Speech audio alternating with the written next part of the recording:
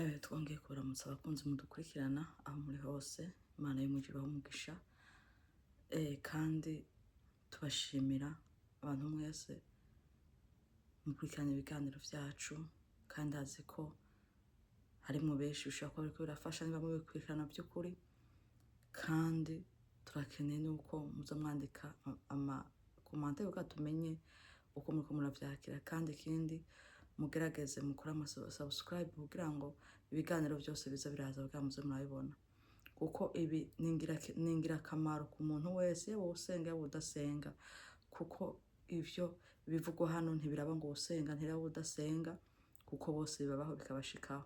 Rero vyiza nuko mwagira umwete wo kuvyitaho kubiraba, kuko ningirakimazi ku muntu wese abikurikirana. Mana turagushimira kubw'imbabazi zawe n'urukundo, turagushimira igabo n'imigambi zidufitiye, turashobora gutabaye nawe muje mw'isi, naduciye bugufi imbere yawe ngo amaraso yawe Yesu Kristo yongera tweze kandi dutunganye. Twongeye kuza imbere yawe Mana kuganiriza ubwoko bwawe, kubabwira Mwami Yesu ibiganiro uriko uraganiriza abantu bawe. Ne turakwinginze Data, ntaba ari twe tuboneka, ntaba ari twe tugaragara, ariko ugaragara muri twe, abari buvuga muri twe ducika umwironge, kandi turakwinginze utangure natwe ngo usozerane natwe, mpemu wawe yera aca adasanga umuntu umwe wese ariko akurikirana ibiganiro amutahuze kugira ngo ashobore kumenya ico uriko urabwira ubwoko bwawe. Urakoze kuvyumvise kandi ubikoze, dusenze mu izina ryawe ryera Yesu Kristo, amen. Data twongeye kubaramutsa mu izina rya Yesu Kristo, kandi tubabwira ngo Imana ibahe umugisha ku bantu bose muko babikurikirana, Imana ibahezagire. Rero twari tugeze hano tugeze ku murongo w'indwi, uvuga umurongo wa gatatu uvuga ngo uhoraho kuba tatangwa natwe birashoboka. Turiko dusoma ijambo yase mu Itanguriro 6, twahereye ku murongo wa mbere, ubu dushitse ku murongo wa 6 turashika ku murongo w'8 tuzohereza. Rero aho twatanguranye nibaza ko muriko murakurikirana ikiganiro two turavugaho. Twako turavuga ukuntu uko ingeso z'abantu zononekaye. Turavuga ku migwi itatu. Hariho umugwi w'abana bavose kuri Seti, aribo Imana yashumbushije Adamu ku ruvyaro rwa Abeli kuko maziko yapfuye, kandi Abeli yari umuntu yubaha Imana. Rero turiko tuvuga ku umuryango wa Seti kuko Imana yasubiye gushumbusha Adamu avyara Seti mu gishingo ca Abeli. Hama turazi amakuru ya Kayini, ku bantu benshi musoma mu Bibiliya turazi ko Kayini ari umuntu yagomeye Imana, Imana ikamuvuma. Rero turiko tuvuga ku ruvyaro rwa Seti ariko ba Kristo, tukavuga ku ruvyaro rwa Kayini aribo bantu ba kino gihe usanga bakora ivyaha. Hari turiko turavuga n'ibikubigatanya, baba dayimoni bakorana na Satani aribo bariko barakora muri kino gihe biyambika imibiri y'abantu atari abantu. Twavuze ku migwi itatu. Rero abatangwaye natwe muri bya biganiro ndibaza ko mumaze gukuramwo vyinshi kugira ngo mushobore gusobanukirwa. Rero turiko turabandanya, tugiye kuvuga ku ijambo hano bavuga ngo kuri 6 tugiye gusoma kuri 6 bavuga ngo uhoraho yicuza uko yaremeye ico yaremeye abantu mw'isi, bimutera intuntu umutima. Uhoraho aravuga ati abantu naremye nzobamara mw'isi, uhereye ku muntu n'igikoko n'icikwega n'ikiguruka mu kirere, kuko nicujije ico naremeye, ico nabaremeye, ariko n'uwawe uhoraho aramushima. Rero ku bantu twatanguranye kuri kino kiganiro maze gushiraho bitatu, ndasigaje kimwe hamwe n'iki cyo bisigura. Tuzoca tugenda twagura tuvuga ukuntu byose bimeze, tuge twagura, ariko kwirya titre ikince kije kuzobandanya. Rero bene Data, ndiko ndababwira ngo ijambo ry'Imana ritubwiye ngo uhoraho yicuza ico yaremeye abantu mw'isi, bimutera intuntu mu mutima. Muri kino gihe ndababwira ko Imana iri kuricuza ico yaremeye umuntu. Nk'uko yicujije mu gihe ca Nowa, akicuza mu gihe ca Nowa akavuga ngo yicujije ico yaremeye abantu, nico gituma n'uyu munsi Imana iri kuricuza ico yaremeye umuntu. Imana iri kuricuza ico yaremeye umuntu. Niyo mpamvu umuntu uri kuranyumva, umuntu utari kurihana, umuntu utari kurezwa, igihe carangiye. Hano ijambo ry'Imana ngo uhoraho aravuga ati abantu naremye nzobamara mw'isi.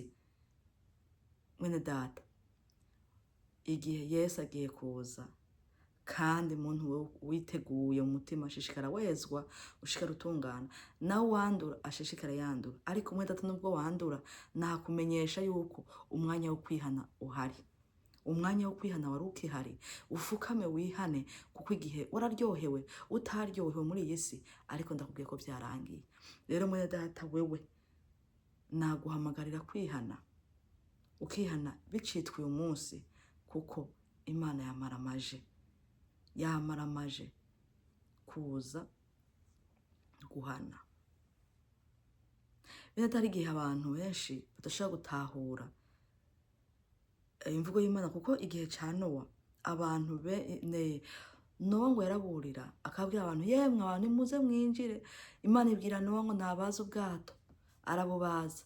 Abantu batwenga hamagara. Natwe muri kino gihe hari abantu benshi ariko barahamagara, no ariko barabaza ubwato. Ubwato rero bwarahejeje kubazwa, ariko igihe kabwa ngo nimuze mwinjire. Rero ushaka aze yinjire, kuko n'igihe cyo kwinjira, kuza kwinjira ukaza mu maraso ya Yesu Kristo, ukaza mu burinzi bw'Imana. Bantu muriko muratwumva, bantu muriko murumva, ndababwije ukuri, kwiza ari imburi. Rero mukwiye kunyegera, mukanyegera, mukava mu ibyo bintu byanyu by'uko mwamenyereye Imana, mwamenyereye abahanuzi bahanura, mwamenyereye ubutumwa buvuga ukamengo nico ariko barabasaba canke ariko bararonderako. Ariko ndababwiye, ni mu gihe ca Nowa. No mu gihe ca Nowa ngo Nowa yagumye asemerera, ariko igihe umwuzure waza, baraje kudodora kugira ngo Nowa bugururire. Ariko Nowa arababwira ati, sije nugaye.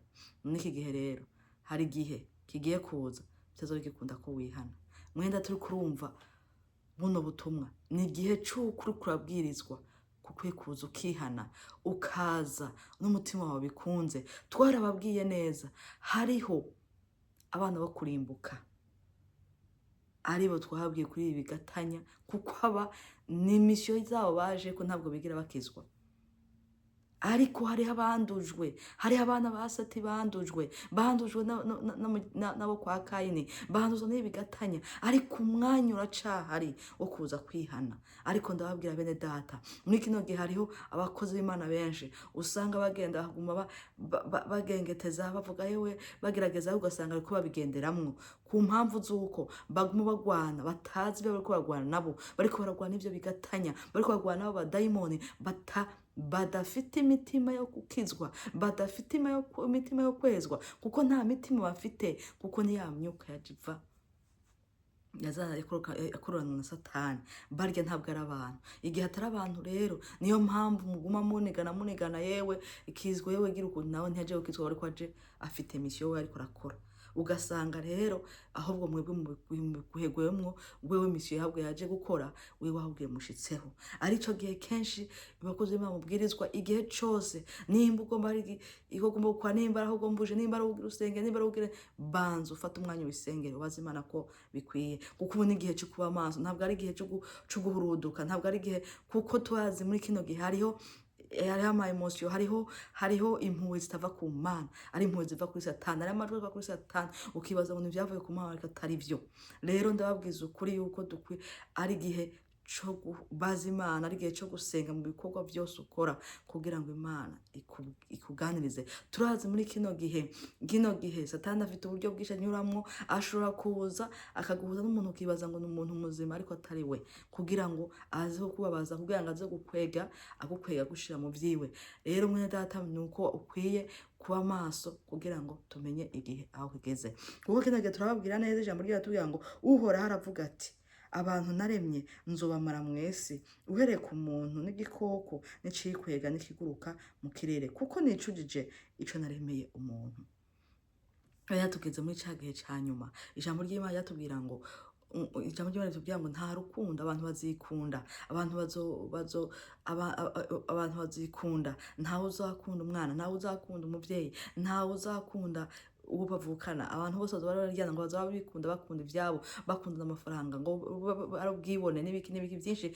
Uko ijambo ry'Imana ryabitubwira, nico gihe twasohoyemwo, nico gihe tugezemwo. Umuntu abantu ntibagikanga ubundi mugenzi we aratora akamwica bikaba birangiye. Urumva ni ibintu by'igisigabwenge, ibintu biriko birakogwa si ibintu ubona ari ibintu ubona ku isi kiriho. Rero niyo mpamvu twabwira ngo dukwiye guhumura amaso, ukaraba neza, ugakura ibintu bigusamaza, ugakura ibyo uraba hirya no hino, ariko ubwawe ukavuga uti none, ugafata umwanya ukiyumvira ukavuga uti mbega mpagaze he?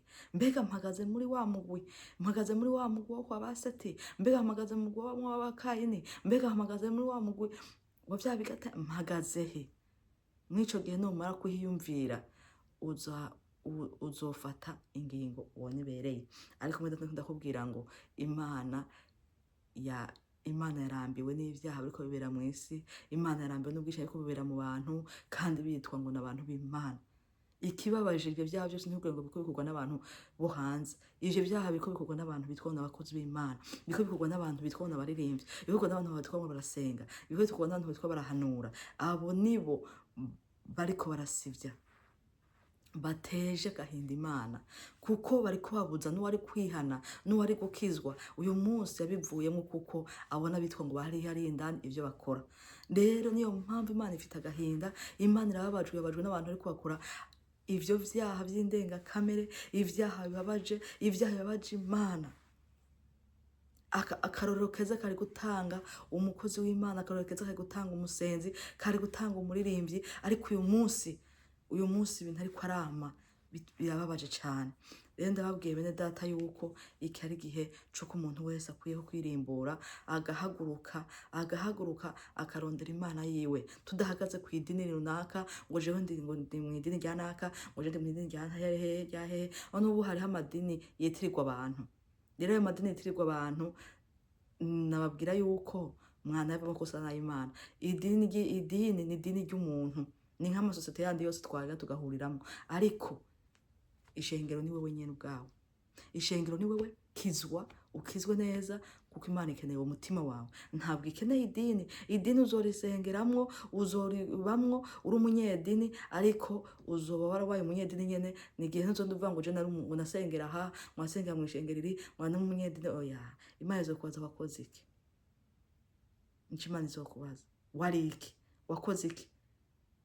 Mbega wabwirije abandi kwihana? Mbega wowe warihanye? Mbega wowe wari ukijijwe? Mbega ibisi wabikoze biki nibi?